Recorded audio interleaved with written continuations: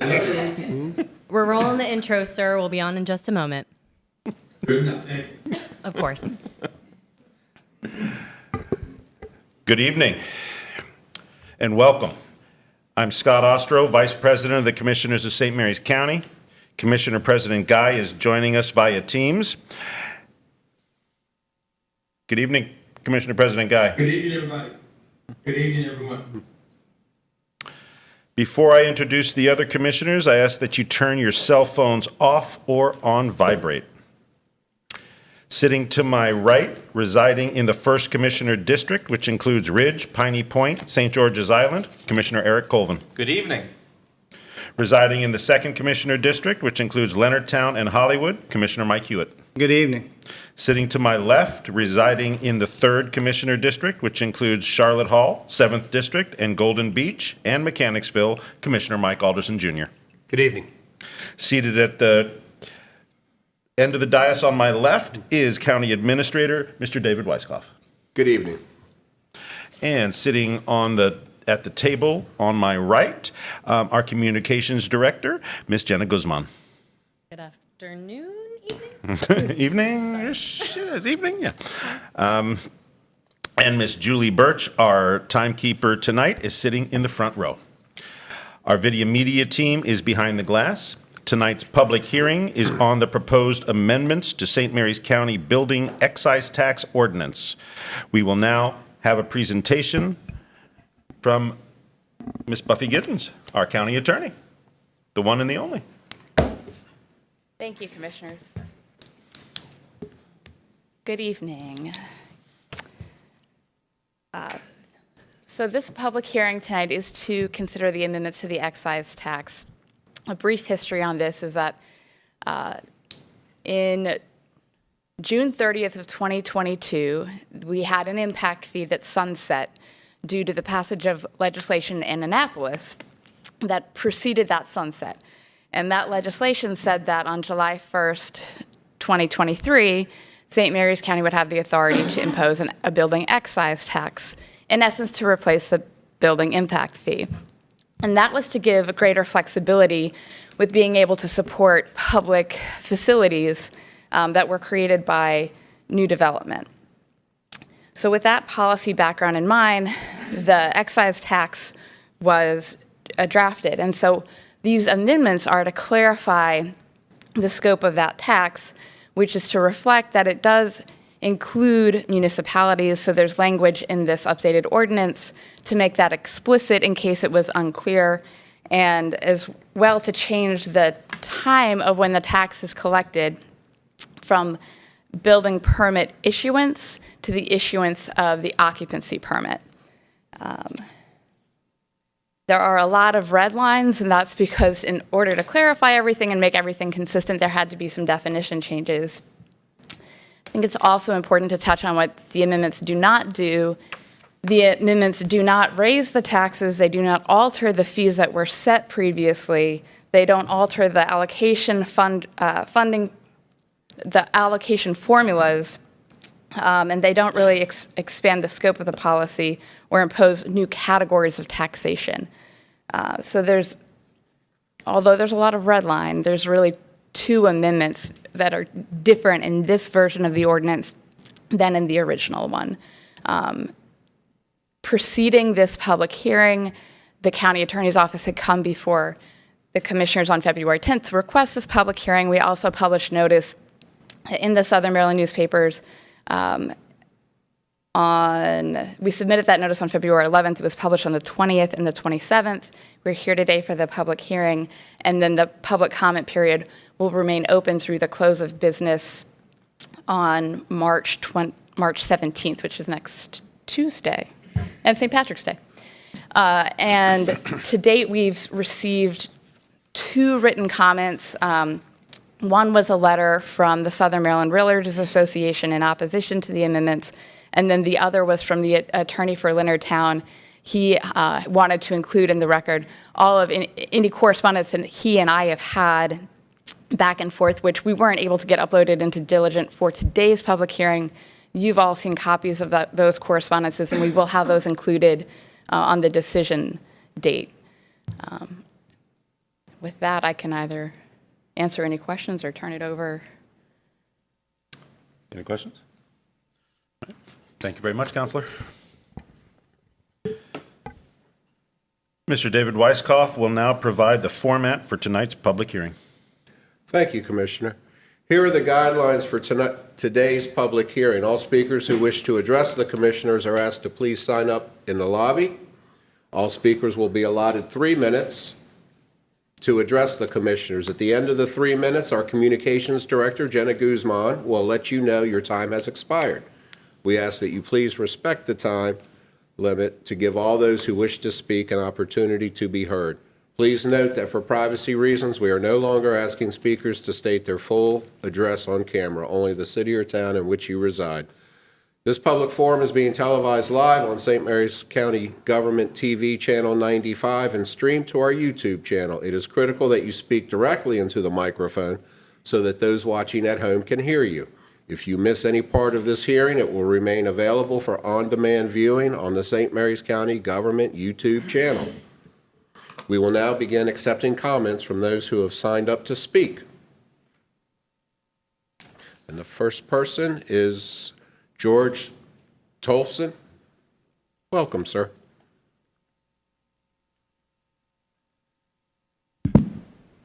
Good evening, Commissioners. Thanks for your time. Name's Greg Tollefson of California, Maryland. I've lived here my whole life in St. Mary's County.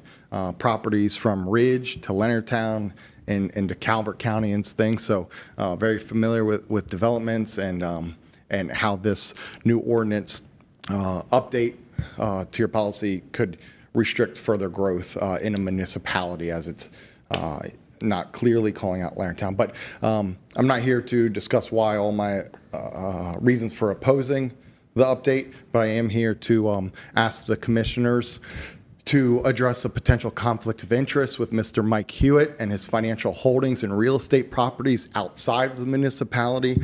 I believe he has large land holdings in Hollywood that are surrounded by other developments that could potentially benefit if Leonardtown municipality has to increase their participation in the excise tax and give more. It could potentially create a conflict of interest there. I believe it's within Maryland ethics law and St. Mary's County ethics ordinance that he should publicly announce his financial interest in land holdings that could be impacted from this excise tax. Okay, that's really all I have, though, is the commissioners to address that. Well, Mr. Tolson, thank you for allowing me the opportunity to address that. Thank you, sir. I have 75 acres in Hollywood that's in a easement with the DNR Trust. It has no development rights. It could not have any houses built on it. Now, it's something my family did, property that my family had. We put it in the trust. It has no development rights. I own a house in Hollywood that has 3 acres. I have 1 house there. I own a house in Hollywood that has 1 acre and has 1 house. I own property in Tall Timbers where I have 2 apartments and I have a second residence. That's the extent of my real estate holdings. Thank you, sir. Next up is Mr. Chris Hill. Welcome. Good evening, Commissioners. I am Chris Hill. I'm the past president of the Southern Maryland Association of Realtors and the immediate past president for the Maryland Association of Realtors, and I live in Piney Point, Maryland. Commissioners, on behalf of the Southern Maryland Association of Realtors, representing real estate professionals serving Southern Maryland, we respectfully ask you to oppose the expansion of the excise tax into the town of Leonardtown. SMAR represents real estate professionals who work daily with home buyers, sellers, and property owners across St. Mary's County. Our organization has long opposed targeted taxes on real estate, particularly policies that increase the cost of building or purchasing a home. Expanding the county's excise tax into Leonardtown would ultimately raise housing costs for residents and make home ownership less attainable for many families in what is already the most expensive and highly taxed areas within the county.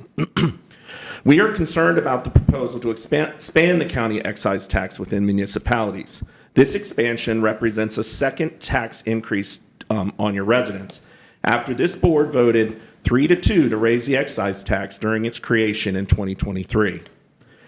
Leonardtown residents and homebuyers already contribute significantly towards infrastructure through existing local fees and taxes, which is infrastructure utilized by all county residents that patronize the town.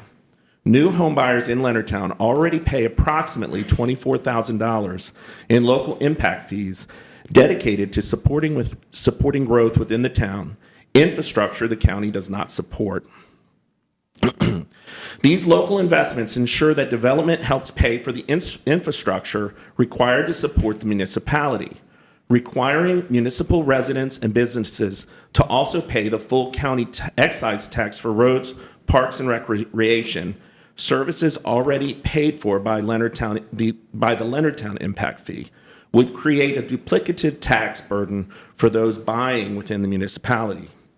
From a housing perspective, policies that add additional layers of taxation increase the cost of new housing and often ultimately get passed on to the home buyers. This is particularly concerning at a time when housing affordability remains at a significant challenge for many residents in Southern Maryland and across the entire state. SMAR recognizes the importance of ensuring that smart growth contributes to necessary public infrastructure. However, we encourage a balanced approach that recognizes the infrastructure investments municipalities like Leonardtown are already making and avoids creating a system where residents effectively pay twice for similar services. For these reasons, the Southern Maryland Association of Realtors respectfully urges the county commissioners to reconsider expanding the county excise tax and avoid burdening your constituents with additional taxes on housing. Thank you guys very much. Thank you. Thank you, sir. Next up is Mr. Ryan Daniels. Welcome. Good evening. My name is Ryan Daniels from Lexington Park, Maryland, the candidate for County Commissioner for District 4, and I'm here today to speak about the direction many of the county commissioners are taking regarding the excise tax as it relates to the town of Leonardtown. For those who may not know, the excise tax replaced the former impact fee in 2023, which is already covered. Originally, the impact fee was intended to be revenue neutral. However, some commissioners chose to increase it beyond that point, despite the original intent. So not only have income taxes increased, but residents are now also paying more through the excise tax. But I digress. As the new excise tax was written, the town of Leonardtown was not included, what had been described as a mistake. In December 2025, concerns were raised that the county could lose revenue if the excise tax does not apply to development within town limits, which has led us to the situation we are discussing today. It is important to note that although the county's general impact fee was eliminated, Leonardtown still charges for its own impact fee for water and sewer infrastructure, approximately $24,000 per equivalent dwelling unit according to a town release. Most of that fee supports upgrades to the town's wastewater treatment plant, which expanded growth capacity in 2022. Both residential and commercial development pay this fee. Leonardtown residents also pay county property tax, county income tax, fire and EMS taxes that support emergency services, and county support services and solid waste taxes. In addition, town property taxes fund roads, parks, public works, and supplemental public safety services. If the county's excise tax were applied to development within Leonardtown, it would be added on top of the town's existing impact fees and property taxes rather than replacing them.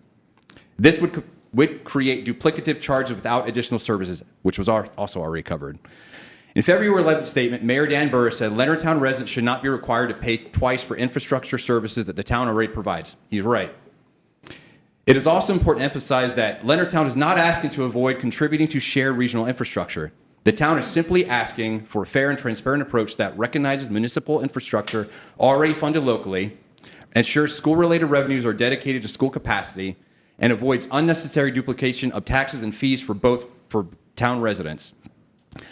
At its core, this issue is about a willingness to negotiate in good faith. I respectfully ask Commissioners Hewitt and Ostro, particularly Commissioner Ostro, who ran his 2022 campaign on lowering taxes, which is laughable at this point, to work with the town of Leonardtown to address this issue. Leonardtown is willing to pay its fair share, but it should not be punished because of ego or resentment. Thank you. Thank you, sir. Next up is Mr. Dan Burris. Welcome, sir.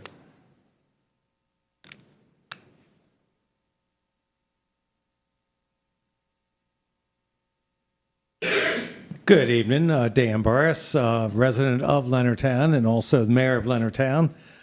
Just want to come by and say a few things real quick and also submit for for the record, a letter from our attorney regarding all this and talking about how the state has to approve this, and you're kind of going above that. And then also some basically myths and facts, clearing up common misconceptions. So I'll leave both of these for the record. Also, just wanted to kind of give you all an idea. I pulled, my wife and I, our house here, pulled our real estate tax bill from the county treasurers. We pay state taxes, of course. We pay county tax of $5328.74. We pay fire tax, rescue tax, couple other taxes there, along with the Leonardtown tax of $782.55. So compared to $5,300 to $782 for taxes that the Leonardtown, common residents would pay. So just wanted to, make you aware of this. Thank you very much, and we look forward to working with you. We are always glad to work with you. In the past, we actually, when the county needed our water and sewer, we expanded our plant and hooked Leonardtown High School, Leonardtown Middle School, went up to Banneker. They're actually on our system now. If we hadn't have done that, we wouldn't have had to expand our plant again, which we're in the process of doing. So that's causing more of the impact fee that we're charging that everyone else is talking about. So thank you. Thank you. Thank you, sir. Next up, that said yes to speak, Mr. Thomas McKay. Welcome, sir. Thank you. Good evening, Commissioners, Mr. President, sitting in, distinguished Commissioners, thank you. Difficult situation I see, I understand. I just wanted to share a few thoughts on this.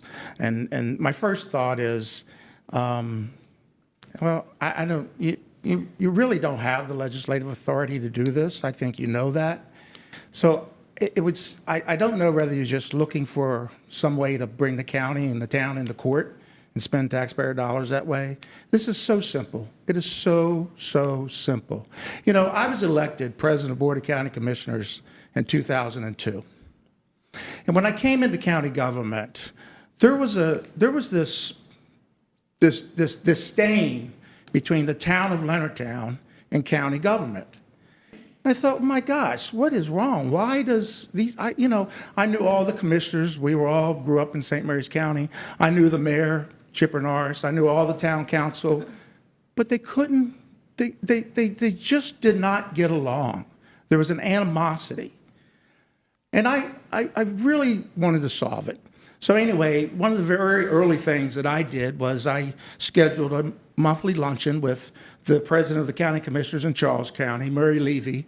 I don't know if any of you knew Murray. What a great gentleman he was. One of the finest presidents of the commission that Charles ever had. And David Hale from Calvert County, another brilliant guy. And David and I became great friends. Anyway, my second meeting, every Wednesday, first of the month, we'd meet up at St. Mary's Landing, and we would just talk about things. We would just talk. I needed a mentors, and so they really were helpful to me.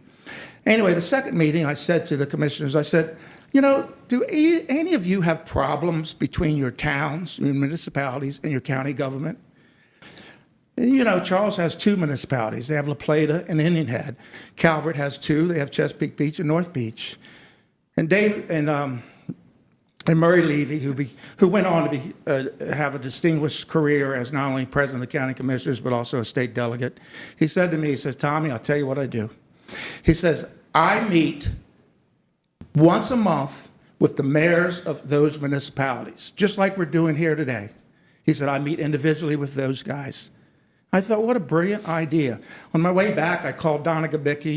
You all know Donna. I said, I want you to schedule a meeting with Chipper, Mayor Norris. Every month, we're going to have lunch, every month. And we did. For 4 years, we had lunch together. And I invited I invited the commissioner from the 2nd Commissioner District to join. He was always had an open invitation. And in 4 years, not one time did he join.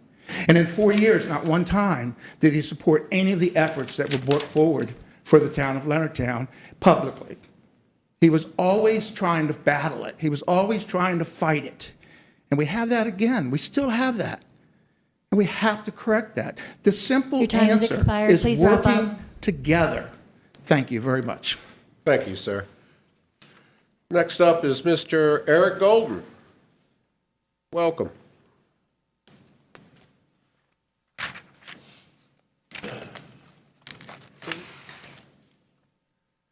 Welcome. Thank you.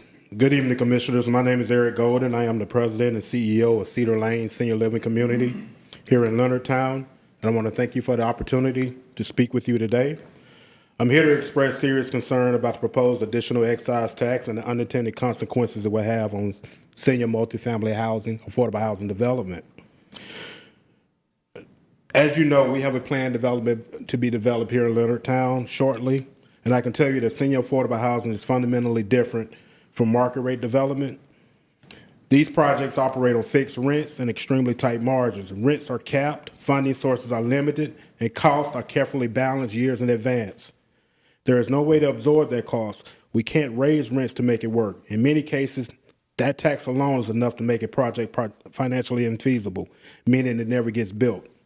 It is also important to recognize that senior housing does not create the same demand on county services that other development types do. Seniors do not impact school enrollment. They do not generate significantly less traffic and place minimal strain on infrastructure. Excise taxes are typically justified as a way to offset growth-related costs, but senior housing simply does not create those costs in the same way. Leonardtown in particular is one of the few places in the county where senior housing truly makes sense, close to medical care, services, and community resources. Adding new financial barrier risks pushing these developments out of Leonardtown or stopping them altogether, forcing seniors to have the community they've lived in for decades. St. Mary's County's senior population is growing. We all know that. And many of those residents are living on fixed incomes already. Without new affordable multifamily options, seniors are left with unsafe housing choices or are forced to move out of the county altogether. This outcome contradicts our shared goal of allowing residents to age in place with dignity. Finally, I want to emphasize that if these projects don't get built, the county doesn't gain revenue, it loses it. There is no property tax base, no local economic activity, and no long-term stability that senior housing provides. I respectfully urge the county to reconsider applying an additional excise tax to senior affordable multifamily housing and to consider exemptions or alternative approaches that support, rather than hinder, development that meets a clear and growing community need. Thank you for your time and your consideration, gentlemen. Thank you, sir. Thank you, sir. Next up is Mr. Brandon Russell. Welcome.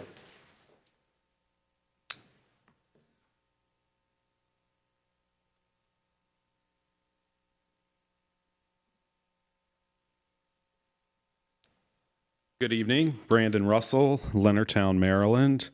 I'm going to take a little bit of a different approach here and kind of go back to the excise tax impact fee history, because I don't think the excise tax or impact fee, whatever you want to call it, has really been fairly applied for probably 25 years or more, and not in relation to Leonardtown, just in general. So decisions by current and past commissioners really shifted a heavier burden onto existing residents to pay for community projects that are financed with loans and paid every year through loans that are paid every year through our tax revenue for the county. New residential development right now pays a flat excise tax of about $6,700. But back in 2018, a county study found that the actual impact of a new dwelling unit on the community was $23,000, which is about $30,000 in today's inflated dollars figures. So the current excise tax for residential development is roughly a fourth of what the estimated impact of a new dwelling unit is. In 2023, the commissioners had the option to charge the excise tax as a flat rate or base it on the size of the home, and you chose the flat rate. Charging by square foot may have encouraged smaller home builds. I don't know. There's a lot of variables involved there. Or it may have shown that developers are willing to pay a higher impact fee or excise tax. The excise tax also allowed the county to collect from commercial development, something that wasn't done before 2023. So think about all the commercial development in this county that happened between at least 2000 and 2023 without contributing to the excise tax. It seems unfair and irresponsible to me. I don't buy the argument that a higher excise tax discourages development because Calvert County is twice our rate, Charles County is 3 times our rate, and development in those counties seems to be going fine. In regards to Leonardtown in particular, I think if we're going to move forward with implementing an excise tax in Leonardtown, that before any of that happens, we need to take a pause and really consider all the variables involved here. There's a lot of funding that gets traded between the county and Leonardtown. Like, for example, the county pays about $76,000 in this current fiscal year for property taxes to the town on property that's technically tax exempt. So there's little items like that that maybe need to be considered, not to mention the fact that Leonardtown does provide services for its residents. But I do think that if the excise tax is implemented in Leonardtown, that something needs to be done to protect small locally owned businesses in and around the square or within the municipality limits. I don't necessarily see a problem with charging the Tractor Supply that's been approved an excise tax. They should pay. It's a big corporation. There's a possible gas station going across from the entrance to Clark's Rest. They need to pay an excise tax. That's going to have a big impact. But if we're looking at residential, small businesses, let's consider all the factors before we make a choice. Thanks. Thank you. Thank you, sir. That is all who have signed up to speak. Is there, I always hate to ask, right? Is there anyone else in the audience who would wish to speak? Okay. Well, please note that the public comment period will remain open for 7 days until close of business on March 17th, 2026. Should the public wish to send an email to csmc@stmaryscountymd.gov or U.S. mail to P.O. Box 653, Leonardtown, Maryland 20650. Commissioner Vice President Ostro, that concludes the comment period of the public hearing. Thank you, Mr. Weisskopf. Before I close the hearing, I just want to make sure that anybody who has had an opportunity to speak, if you haven't, here's your chance before I close it out. All right, I will now close this public hearing. Commissioner Guy, I'm going to go ahead and close out. Thank you.